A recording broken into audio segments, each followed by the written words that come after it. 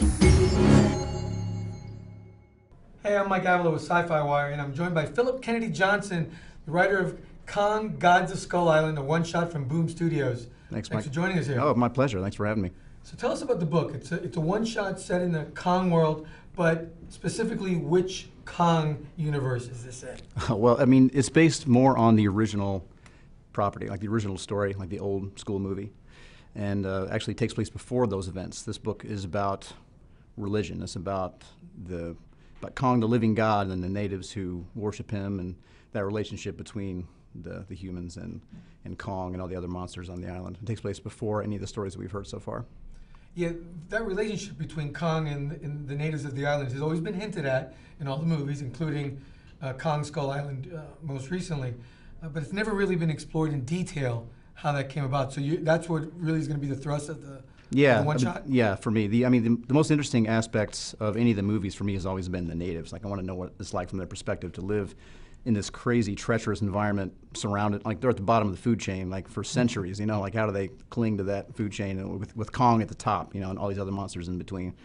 I want to know what their culture is like, and in this aspect, in this story, the aspect that we're exploring most is religion. They worship Kong. I want to know more about that. I want to know why. I want to know the mythology that they pass on, you know, so it deals with a lot of that stuff.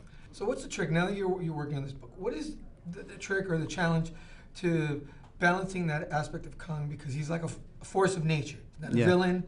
When he's a good guy, it becomes very cheesy. So what is that challenge for you as a writer to find that right balance to make Kong this fearsome, imposing figure that he is, but yet not an evil monster? No, you're right. It's a funny line to try to dance on, because you're right. He's not evil, but he's certainly scary, right? Like, he's this huge thing that can do whatever he wants. It's about him as a living god. It's not that he hates us or loves us. It's about we're sort of beneath his notice, you know? Like, it's not just about how the natives perceive him, it's how he perceives the natives as well. We also see outsiders come to the island and try to claim the island for themselves, and how they perceive all this stuff and how Kong sees them. Like, are they a threat to him? Or are they a threat to his turf? Mm-hmm.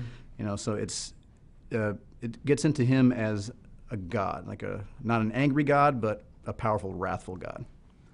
Can't let you go without asking about The Power of the Dark Crystal. Oh, yeah. You're jumping on board with Simon Spurrier to co-write it. Mm-hmm. Which one of you is the bigger Dark Crystal geek? Because I know Simon's a big geek. He is, but I don't know, man. I think I could take him. Like, we'll throw down soon. I'll let you know. We'll have like some kind of a nerd off.